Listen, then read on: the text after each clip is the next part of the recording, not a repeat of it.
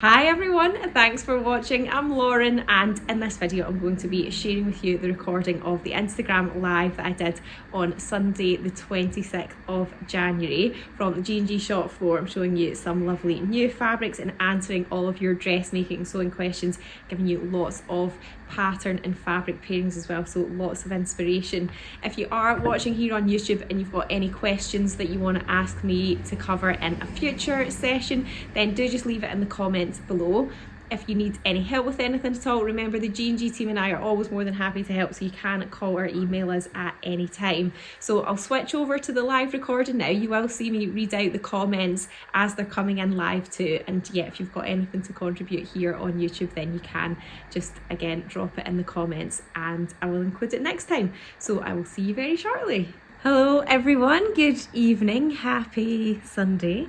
I hope you all had a really lovely weekend. Hopefully got a bit of time for sewing, maybe. And I'm delighted to be back here on the G&G shop floor, where I love standing with all of the fabrics around me ready to answer all of your sewing and dressmaking questions. So you have sent me lots in. I've got lots of fabrics ready and pattern suggestions to share with you as well, but it's so lovely for so many of you to join me live, and if you do have any chat for me in the comments, then you know I'm always happy to hear that too and hear all of your ideas and input as well.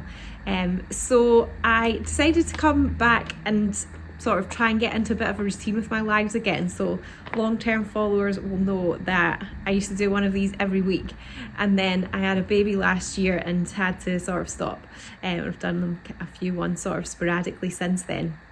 But I thought with it being the new year, it'd be like a good time to try and get into a little bit more of a routine with it. Again, somebody's asking, will this video be saved? It will be, and it will also be recorded to go on my YouTube channel as well.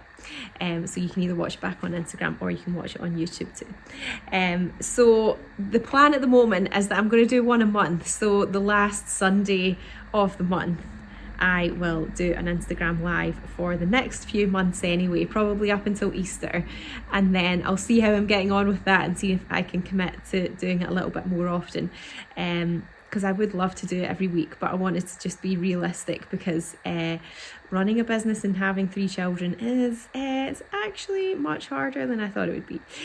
So doing something as regular as every week, I didn't want to say I would do it and then like not be able to, but I'm pretty sure I'll be able to manage once a month. So yeah, I'm here on the last Sunday of January, and then yeah, I'll definitely be back in February and March on the last Sunday, and I'll see how I get on in between if I can manage anymore. But yeah, thank you again so much for everybody who is joining live, whether you're an oldie or a newbie, welcome. Carol saying I love your blouse, thank you, it's actually a dress. It is the Deer and Doe Myositis, which was what we had in a kit last October, and this is our exclusive G&G Bauhaus Jigsaw Viscose Crepe as well, so which you can still get. We don't have any of the kits left, but we do have the fabric, lots of the fabric. Once a month sounds like a good plan, thank you. And thank you for all your welcoming back messages too, that's very nice. And let me know where you are as well, because I always love to see where everybody's from. Some people have said already, for all the way up in Shetland, hello. And then has anybody else said where they're from so far? I think I've kind of missed that. Usually we're fairly international, so yeah, wherever you are in the world, thank you for joining. That is my favourite kit ever. I love my dress. Oh, amazing, lovely. Hello from County Antrim, hello. And the Isle of Man, we're stretching the British Isles so far, in the northeast of England, and from Yorkshire. Hello everyone in the Lake District. We're getting a little bit further south now. And Stirling, we're back up north again. Okay, temporarily in Beverley, East Yorkshire, North Sussex, Teesside, hello. Are you continuing to Sewing Society kits? Yes, I will get on to the Sewing Society kits later, because I know you all love your Sewing Society hints and clues, and there is one going to be released a week on Wednesday. That'll be the first Wednesday of February, so I will get on to my clue later. So one of the first things that I wanted just to say and highlight was thank you so much everybody for all of your support and your patience and your understanding, as well as we had some changes to the website over the past week and a half. It's been it doesn't really look like it when you go on the website, because we deliberately wanted to kind of make it look the same, but a lot has changed behind the scenes, which is going to be great because it allows us to do a lot more and develop and sort of move things along a little bit more. But I know like any sort of change in things can always be like a little bit difficult to get used to sometimes, so thank you for all of your patience and understanding in that, and we are continuing to sort of work on it all the time, believe me. So yeah, thank you. And then in case you missed it, we are going to be at the Stitch Festival in March this year, which is really exciting. I've not done a show for a long time, and I wasn't sure if I would do one again, but I don't know what happened. Anyway, we're going in March, and that is going to be with G&G and also our sister brand Pattern Trees as well, so it'll be like a sort of dual stand with lots of really amazing things on it. I personally will be there on the Saturday, and I'm going to be in the Sewing Bee catwalk, which is at 3 o'clock, and then I'm also doing a demonstration on the Pattern Trace Swedish tracing paper and all of our Pattern Trace products as well on the demo stage. So that is at 4 o'clock on the Saturday, but the G&G team will be there the whole time, so you can always go and chat to them. And we do have a competition running at the moment where you can win a pair of tickets, which is quite exciting if you haven't got your tickets already. So if you go over, if you go over to the grid of the G&G profile, I think it's pinned to the top, the Stitch Festival post, so you can see how to enter the competition there. And it closes on the 2nd of February at midnight. So yeah, check that out if you can make it to the Stitch Festival. And then also, you maybe saw the post earlier in the week as well, that we are really excited to introduce the Ambassador Collective, which is quite a new chapter for us. People who have been following me for a long time will know that it's, you know, the social media and everything is always just, and all the kits and everything has all just been me, always me, my face. And then when I had the baby last year, it was really nice that I could start introducing more of the G&G team members and to sort of model some of the garments and show off their really amazing makes as well, and just be on the grid a little bit more. So this is, I guess this is kind of like another progression of that, really, just to mix it up a little bit so it's not always just me. So yeah, we're in the really early stages of that. We're just sort of finding our feet with it because it is a really new venture for us. So yeah, thank you for all of your encouragement and support in that as well. It's just the beginning, and we're going to be developing that and growing that over time as well. Someone is going on the Saturday to Stitch Festival. Wonderful.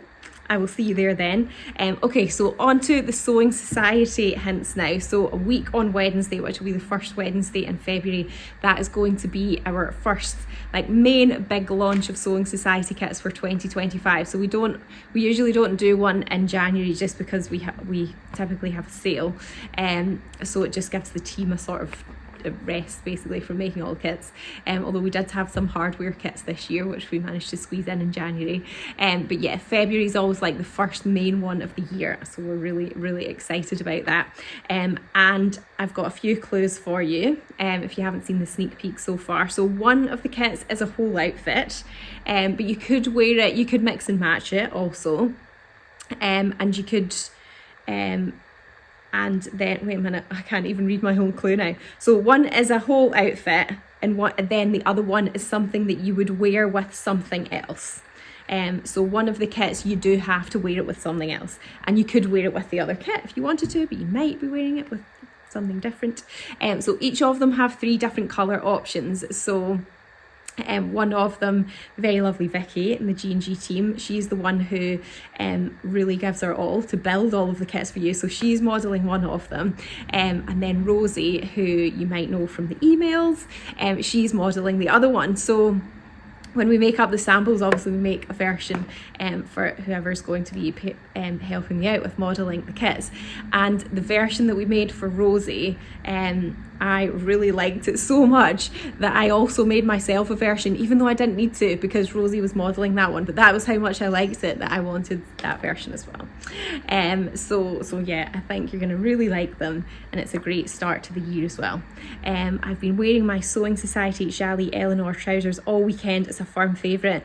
I have also made a pair in stretch denim, but I think I need another pair. So funny story about the Eleanors, since I had the baby, I've basically been wearing mine constantly, so much so that I practically wore one pair out and I had to make another pair, and I wear them all the time because they're so stretchy and they fit me at this transitional time in my body postpartum, and I do actually have them on right now. I was wearing them today and then I thought I wanted to put a nice dress on for the live, so I do actually have my Eleanors, so snap, I've got them on under this dress, which is a bit random, but obviously you're only seeing the top half of me. Okay, so I'm going to get on to answering the questions that have been sent in beforehand now, and then showing you some of the fabrics as well. But if you do have any questions or you want to ask anything as I'm chatting along, then please do feel free to leave a comment. Okay, so the first question was, what would be your recommended seam allowance left once trimmed be, mainly for viscose fabrics? I've been sewing for years, but I've had issues with collar seams popping, and most recently the inside seam of a French seam and a gathered dress is starting to come undone. I'm feeling very deflated. I think I've trimmed the seam allowance too much. It sounds like possibly you have, and depending on where it is in your garment as well, you can, there is something else you can try to sort of stop that from happening. I would say leave like maybe 5-6 millimeters anyway, when you come to trim it. Some fabrics are generally like a bit of a looser weave than others, so if it's a looser weave then it's probably more prone to popping, in which case you might want to leave like a bigger seam allowance, but what you can do, say you've got a neckline and it's got facing or it's got a binding on it, then you can use the forming tape interfacing as well, which is really good for stabilizing the neckline because it's got a stitch through it, which sort of is a bit like ironing on a stay stitch. So it's really good for viscose fabrics, because sometimes when you stay stitch viscose fabrics they can get distorted a little bit, but because it's like really lightweight interfacing, it does just generally sort of stabilize the fabric as well and stop it from fraying. So that's really good around necklines. But then yeah, I would say for like collars or other areas like French seams, I would try and leave maybe like 5-6 mil anyway. The other thing that can help as well is just is being quite careful about how you launder and care for the garment as well. So it might be that you want to maybe put the garment in one of those like laundry bags for delicate things when you put it in the wash, and maybe don't put it on quite as high a spin, or sort of be careful what you wash it with, because as you wash it, if it's with other clothes that have, you know, got maybe like ruggedy bits to them, like I don't know, belt loops or zips or something like that, then that might sort of just stress the fabric a little bit more as well. So washing them in a bit more of a delicate way will help to sort of preserve those seams too. So I hope that helps. To be fair, I had a massive lunch today and my Eleanors were a godsend. I know, I mean, you can get away with all sorts in an Eleanor. Okay, can I ask what size you made your cream pogo knit pullover? I'm pretty sure the cream one was a small. A small? Oh God, was it a small or an extra small? Oh, I can't remember now. I'm sorry. I definitely sized down from my body measurements for the cream one though. For the blue one I didn't. A pillowcase is good too. Yeah, instead of one of those laundry bags, that's a good idea. A pillowcase, everybody's got one of them. Okay, the next question was, on my Luskin Tire bag, I hadn't sewn the bag strap far enough over at the pocket, and this meant when I used the zip, the pocket corner was coming away from under the strap. I thought I could easily fix it by unpicking the strap and tucking the pocket with the zip further under the strap. However, if I forgot the biggest issue, that the bag is lined, what would be the best way to close up the gap now I have the strap on? I've also included a picture to show what she meant. I'm actually going to show you on, I just realised I've got a Luskin Tire bag behind me. Basically this is like sticking out a little bit at the top because this wasn't sewn over far enough. I think it's hard because really you could either like just unpick it a bit at the top, do some unpicking to get into it, kind of like exposing it from the inside and sort of taking the lining away. The other idea that I had was maybe you could sew like a woven label. You know, you get like fancy woven labels like I made this or whatever, like the Kylie machine or the little rosy cheeks one. I thought maybe you could like sew that over it as well and kind of make it look like it's just meant to be in the corner of the pocket, but actually it kind of covers that area. could be a possibility to sort of cover it up. So that's what I would suggest for that one. I hope that helps. Okay, the next question was, you mentioned the other week that trousers with a curved waistband were easier to adjust and fit. Please could you give examples of some patterns? The Closet Core Sasha and the Ginger Jeans are two that come to mind that both have a curved waistband. I have made trousers that have like a rectangular waistband before. The True Icelanders have a rectangular waistband, but it can just mean that it sort of gapes at the back a little bit because, yeah, I guess it just depends on your body shape and proportion, sort of where the waistband's hitting. If the waistband's curved, then it just means it's going to sort of contour a bit more to like your hips to your waist. Because, you know, if you think about it, if a waistband, say like that big, it's quite a large sort of height to be quite straight in somebody. So yeah, that's why curved waistbands are usually a bit easier to fit, but you can quite easily make a rectangular waistband curved. You can just like snip into it from the bottom and then sort of like splay it out a little bit in a few places just to kind of give it a bit more of a curve as well. What is the difference between prim forming tape and seam tape and edge tape, as they all look the same? Seam tape and edge tape are very similar. They're just a different width, and they're both basically like non-woven iron-on interfacing that is a narrow strip. The forming tape is different because it is like iron-on interfacing that's cut on the bias, so it means that it curves around the edges a lot easier. And the forming tape also has this like chain stitch stitched through it as well, which helps to sort of stabilize it. So even though the forming tape itself is on the bias and can curve, the stay stitch that is in it that you end up sort of ironing on stabilizes it. So yeah, that's the difference. I hope that helps. So the seam tape and the edge tape are more for like straighter edges. The forming tape's good for curves. Okay, the next question was, when fitting pants, is it better to grade waist/hip sizes or make adjustments, i.e. full tummy? Unfortunately, there's not a straight answer for this. It really just depends on your own particular body shape and like the proportion of your body, because everybody's all going to be a little bit different. You know, if you think about like the circumference of your waist or your hip, you know, it might be that somebody's got, you know, it might be that circumference comes width-wise, or it might be that it comes this way but you're actually narrower this way. So it just all really depends, which is why there's not a straight answer, I'm afraid. I'm not sure. So I think maybe for like more specific advice, I probably need a bit more of a specific question, but I hope that sort of helps to give it a little bit more context anyway. Okay, the next question is, I'm making the Lyra with a viscose, which will need lining on the skirt. What lining won't cause bulk? So definitely just like another viscose lining. So we have just like a plain viscose here. It's not like the kind of shiny sort of slippery type lining that you would put in like a coat, for example. It's just like a plain viscose basically. It's this one here. So we have it in white and cream and black. Probably got it in a navy as well, I think. So yeah, I would suggest using that. Okay. The next question is, how can you tell which side of the buckram interfacing is? I can't tell the difference. So the buckram interfacing is what goes in, for example, the bottom of the Luskin tire bag here.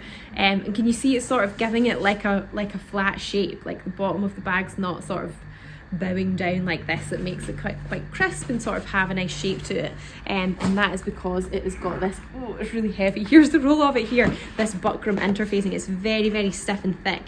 Believe it or not, you can wash this. When we were making and like testing the Luskin tire bag pattern, I did actually wash a Luskin tire bag with the buckram in it, and it was totally fine, like it stayed intact. I did try and dry it flat, but yeah, it was fine.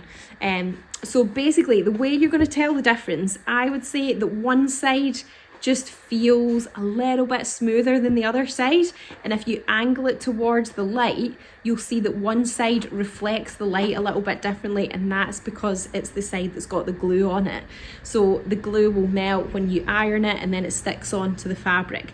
So that's, I would probably say the most easiest way is to like angle it towards the light like that. I don't think it'll get picked up in the video, but I can see it here.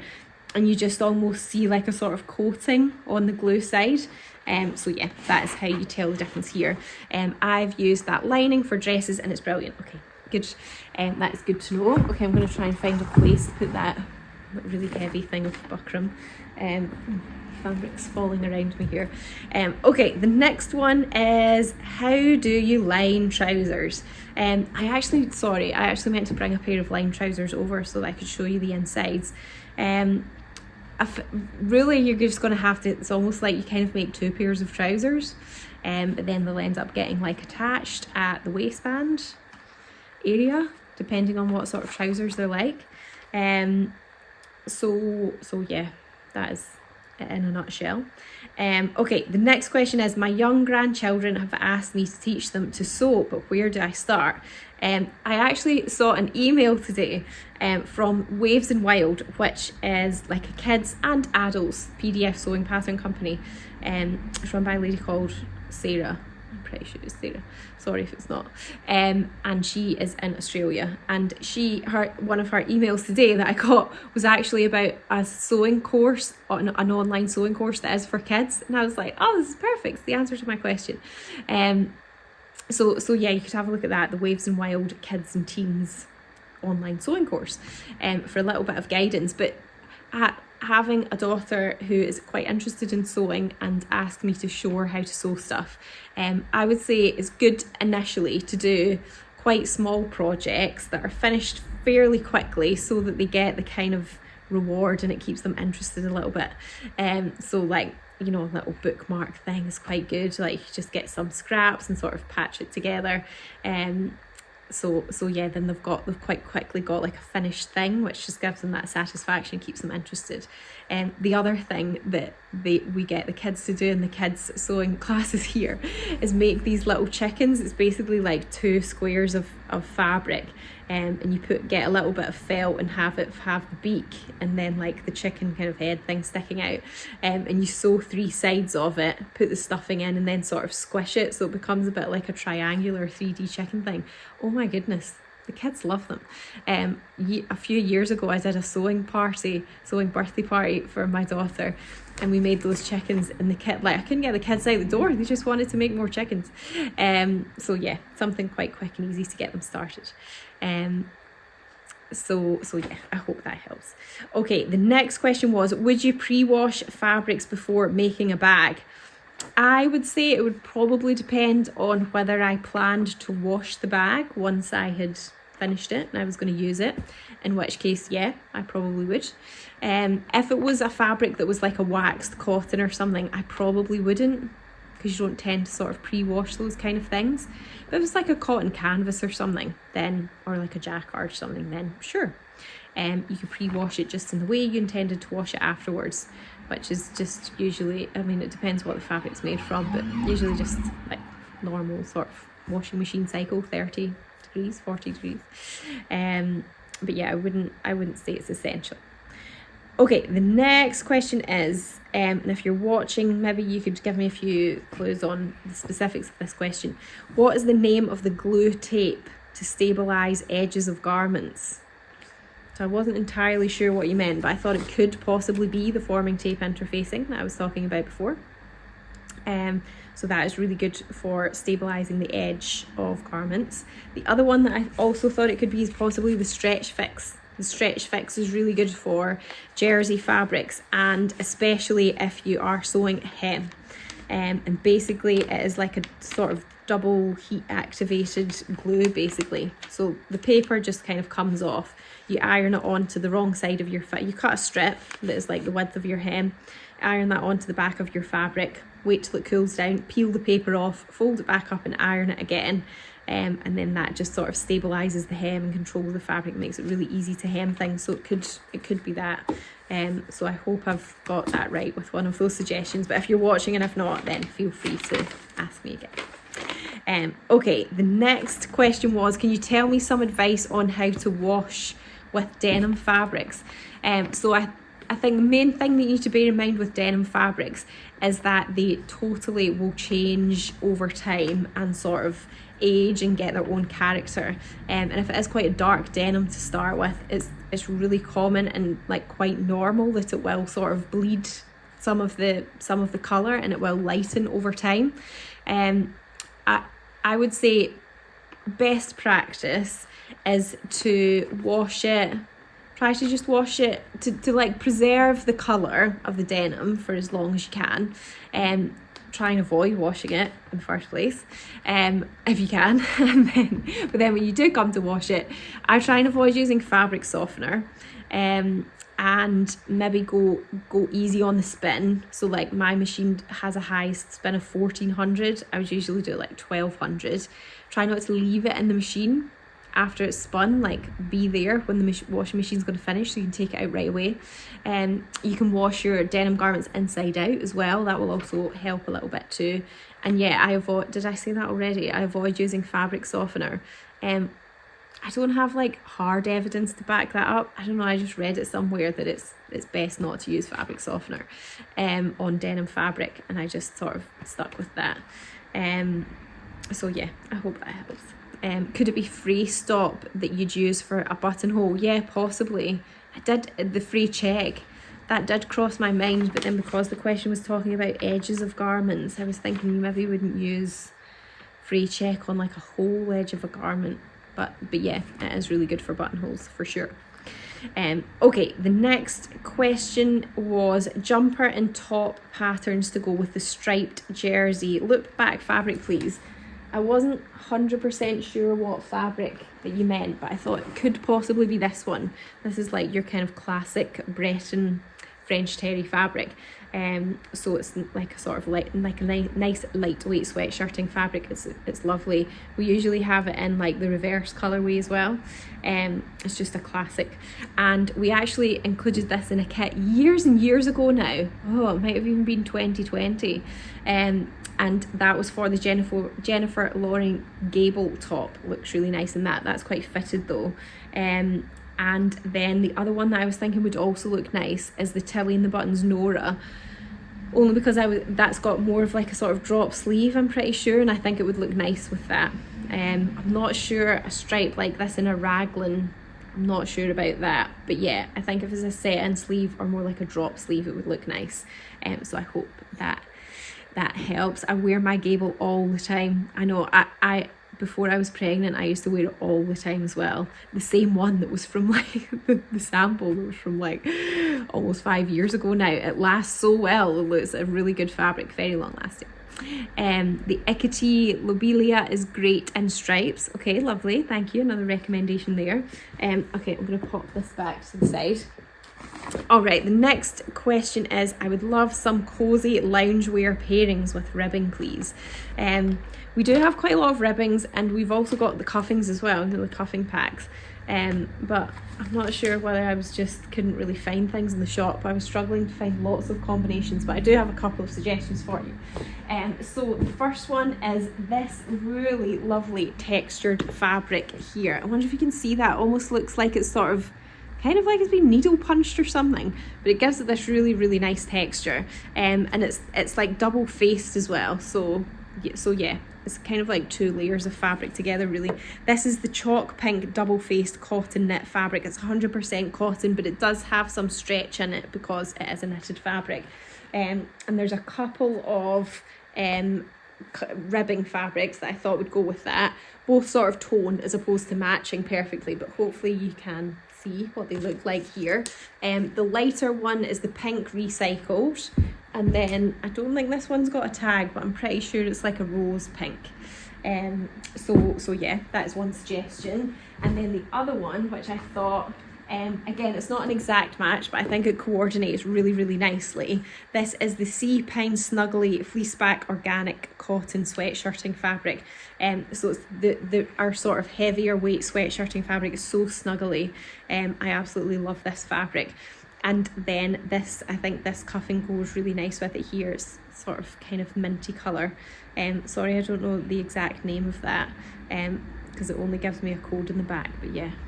If you're struggling to find it online, you can always send me a DM and I will let you know. But yeah, I thought that would look nice as well. So a couple of snuggly options there for some loungewear. Okay, the next question is some jersey recommendations to make the sew over it Georgie dress again. So this was the kit that we did last February. It's really nice. It's a jersey dress that's got kind of like a crossover here, but it's not a wrap. Kind of looks like a wrap, but it's not a wrap. And you've got two really, really lovely cotton jerseys. Now, these ones aren't actually online yet, but they will be this week. They're really lovely and would be perfect for Georgie. So this one's got just like a sort of small scale kind of animal print. It's like a sort of beigey background with black on it. And then the other one, this is nice because I think this is quite sort of spring-like as well. So this has got a cream background and then it's like little sort of ochre and kind of charcoal grey and a sort of dusky blue colour. Like little sort of floral print as well. So I think they would both be really, really lovely for a sew over at Georgie.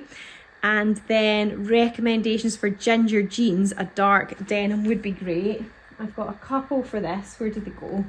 One of them is here, this dark one. Oh, my face always goes really weird when I put dark denim on the screen. This is the Midnight Stretch cotton denim fabric, so it's 97% cotton, 3% elastane. So there's that one, and then there's also our very classic 11-ounce indigo stretch fabrics. This is also pretty dark as well. Both really nice options for the gingers. Love the gingers. Apparently skinny jeans aren't in anymore, but I don't know, I still like skinny jeans. Probably just getting old now. Okay, the next question was fabric for the L Stitch Sage jacket. So this is one of the sort of boxy kind of quilted jackets with kind of binding around it. I think it can be reversible as well, so it's the L Stitch Sage jacket. So I've got a few options for this one. The first two are kind of quite nice sort of jacquardy fabrics, which I think would look really nice if they were quilted. So there's this one here, which has got really cool sort of sunsets on it. You could probably kind of use the back as well if you wanted to. And this is the Horizon Cotton Blend Jacquard fabric. It's really cool. I think that would be lovely in a jacket. And then the other one is this one here. I love the blues in this one. Really cool sort of like geometric different shapes. This is the Denim Patch Cotton Blend Jacquard fabric. So I think that would be nice too. And then the other selection of fabrics that I brought over, I couldn't find the sample to show you, but a few years ago I made a Megan Nielsen Hovea jacket, which is like another type of sort of quilted jacket for the window display, and I quilted two of the Seven Berry Indigo fabrics together with some cotton wadding in the middle, and they all pair really, really nicely together. So I'm going to try and lift up all the bolts at the same time. Hopefully you can kind of see them all here. So I think the sample that I made was out of this one, and I think it was maybe this one, I can't remember now, but they all look really nice together, so you could definitely pick a couple of them and then make it reversible, and that looks really nice, and I know it does because I made a jacket in that same sort of style before. So they're the Seven Berry Indigo cotton fabrics, and they just have sort of different designs on them. Okay, let me just get these out the way just now, sorry. Okay, let's see if I've missed any comments here. I just joined and you are holding up a stripe. I'm after an ivory with a navy Breton stripe made from cotton rather than terry weight. I don't think I've got it in not in a terry. It is quite lightweight though, for a terry.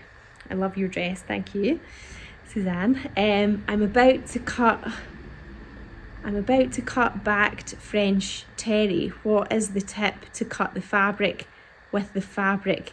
Do I fold the fabric when I see the right side facing up? I usually cut fabric with the right side facing up, yeah. I know you've probably already said it, but I've just joined. What dress are you wearing? It looks lovely. Thank you. It's the D&O Myositis dress. I am loving the colours. Thank you. Okay, the next question is bag recommendations for the cranberry leafy jacquard fabric. We've had quite a few new jacquard fabrics in. This is one of them. It's really lovely. Oh, it's going to make my face go weird colour again. It's black in the background, and then it's got gorgeous sort of coral and kind of teal leaves on it. It's really nice.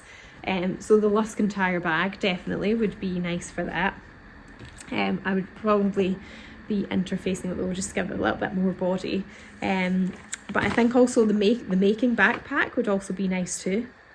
In that one. Okay, the next question was suitable fabrics to make the I Am Marty dress. So I looked this one up, and it is a very versatile pattern. Apparently there is 150 variations you can make with that pattern. Basically it's like a shirt dress that's quite loose fitting, but you can make it as a shirt as well, or a dress. Lots of different collar options, sleeve options, pop over placket, buttons all the way down, different tiered options, lots of things you can do. I think with a pattern like that, that's got a lot of different options to it, you kind of have to think what sort of style you want to go for, because you could make it out of so many different types of fabrics. So it is quite loose fitting. So if you wanted to sort of keep it in that like kind of boxy, structured feel, then go for a cotton, because that will help to hold the shape a little bit more. Whereas if you want it to if you want the fullness of it to kind of drape and swish and move around a lot more, then a viscose is definitely going to be better. So yeah, something like this cotton lawn would be really nice, and that would like hold its shape a little bit more. So this is the turquoise wildflower Pima cotton lawn, this one. And then I did bring over something else for it as well. And then yeah, something like a viscose. This is a viscose twill, but any sort of viscose would do. This is one of the Atelier Brunette ones. You know, you can see that that's going to sort of swish and move around a lot more, so it would give a much different sort of feel and vibe to the garment. Sorry, there's not a name of that one on that one, but it is one of the Atelier Brunette ones. So yeah, I think depending on how full you want it to be, either go for a cotton or go for more like a viscose. Okay, the next question was, can I see the khaki leopard stretch twill? Absolutely. Oh, actually, it's khaki leopard. This actually says cheetah. Hopefully I've still got the right one. I love this fabric. It kind of feels like it's brushed a little bit. It's almost like sort of peach skinny, kind of mole skinny. It's very, very soft. It's lovely. And it does it have, yeah, it's got 2% elastane. I wouldn't say it's got like masses of stretch in it. Probably more like a give as opposed to a stretch. But yeah, it's really nice and structured. Would be nice for like a sort of lighter weight jacket, or some dungarees maybe, or some trousers. Nice little skirt. So yeah, there we go. And then next question was fabric ideas for a toaster sweater aside from a sweatshirting or French terry. I do have a few options for this one. We've got a range of different colours of this fabric here. This is the slate blue viscose blended knit fabric, but we do have other colourways of the viscose blended knit fabric. And it looks the same on both sides, and it kind of looks like it's been knitted. It's very, very soft, feels very snuggly and cosy, and it's nice and stretchy too. So yeah, I think this would be really nice for a toaster. And then the other one that I've got, which is a little bit more kind of structured, is this one here. This comes in quite a few different colorways as well. This is the teal chunky knit fabric, and it's 80 cotton, 20% polyester, so it's got that gorgeous sort of texture in it as well. So definitely a sort of different look to sweatshirting. It's more like a kind of knitted jumper. So we've got it in a burgundy and a black, and like a nice sort of kind of dusky blue colour as well. So something a bit different there. The toaster is so versatile, so many different things you can use for that. Okay, the next question was what pattern for linen culottes? So we've got a few suggestions here that we have in the shop online. So we've got the named Nini or the named Mimosa, are both culottes. The Avid Seamstress culottes. The Megan Nielsen Flint I think would also be nice. They're not strictly culottes, but they have got quite a wide leg, and they look really nice in a linen. And the Jennifer Lauren Handmade Bastion culottes as well. And then the next one is pattern recommendations for smartish but not tailored trouser for the evening in G&G bamboo twill. I wanted to show you the bamboo twill actually. I wonder if I've got any of it over here. That's it there. Let me see if that's it. No, it's not. Sorry, I should have brought some over. The bamboo twill is such a lovely fabric for trousers. Really, really soft. It doesn't crease. It's got gorgeous drape. It's a lovely one for trousers. So my suggestions for that were, again, the Megan Nielsen Flint, quite a simple one, but I think it would look really nice. The True Bice Emerson, so a bit of an elasticated waist, but some nice pleats at the front as well, and a nice wide leg too. I think they look really smart. The Closet Core Pietra would be nice too. They've got more kind of panels and sort of lines in them, so they look quite cool. And then the Paper Cut Palisade trousers too. They're in the sale at the moment, but they've got quite a cool sort of kind of crossover pocket thing at the side, which looks quite fancy. I think that would be nice and smart as well, but not tailored. So hopefully some nice suggestions for you there too. And then I think this is my last question. So if anybody does have any other questions, let me know now. Would the vintage washed cotton be too lightweight for a spring summer blanket flight suit, and would a lightweight denim be better? So I've brought some of it over. This is the vintage cotton here. I think it probably is a bit lightweight. I think you might feel like you're wearing one of those kind of hazmat suits if it was that if it was that fabric, because I think it probably is a little bit too lightweight. I think for a full suit like that you need something that does hold its structure a little bit more, but to get the same effect, like the same kind of texture and the same look as what the vintage cottons offer, then you can use, did I bring it over? Where has it gone? There it is there. It is the Rami fabric. It has a really gorgeous texture to it as well, like the vintage textured cottons, but it's just a little bit more heavier weight. It's just a little bit thicker, and I think this would be really good for the blanket flight suit. So this particular colour here is the muted cornflower textured Rami linen blend fabric. But we do have it in lots of other colourways as well, and as it comes into the summer we usually keep stock of lots of them, so yeah, I would suggest that one. I mean, a lightweight denim also good option, but yeah, otherwise that one. Okay, so let's see what I am thinking in making the patina blouse from Friday Pattern Company. I'm struggling where I can get buttons from to make the patina blouse. We do have some buttons here in the shop. The other option is if you're struggling to find ones that are going to match your fabric exactly, you could do cover buttons as well. So then you just use the main fabric that you're using to make your own buttons, and then you know they're definitely going to match. So we do sell the cover buttons in a few different sizes as well, like diameters, so that could be a nice option if you're struggling to find it. Which material would you recommend for smart looking culottes? I would say probably the bamboo twill that I was talking about, bamboo blended twill. It's really nice. It comes in lots of colours and it looks really smart. It's a lovely fabric. Thanks, Lauren, that's really helpful. I have the bamboo fabric already. Wonderful, excellent. So I also, coming up this week, I did film this weekend a new fabrics video for my YouTube channel, so that is going to be rounding up a lot of the new fabrics that we've had in this month, but it's a really exciting time of year because so many new fabrics are coming in all the time. In fact, I might have to almost resist the urge to commit to doing a live every week because there's going to be so many new things to show you all the time. But yeah, the Just Arrived section is fully packed out with lots of new things, and they just keep coming all the time. It's just that time of year. It's when like the seasons change and like the new season's fabrics come out, so it's really exciting. Just keep an eye out on that. Thanks to you, I am now a self-cover button addict. Well, these have got self-cover buttons too. We covered that in the kit for this dress. I actually find them quite annoying to make, but Becca, who's my who helps me with all of the kits, Becca, she loves making them. So whenever I need any cover buttons made, I'm like, Becca, can you do that? And she's like, sure. So I think it's one of those things that you can just sort of sit down and kind of relax and do it and chill out. But I don't know, I find them like a little bit fiddly, but it is very useful to be able to do them when you can't find a button that matches. Hey Lauren, I'm looking forward to the next Sewing Society kits. Do you have a favourite of the previous kits?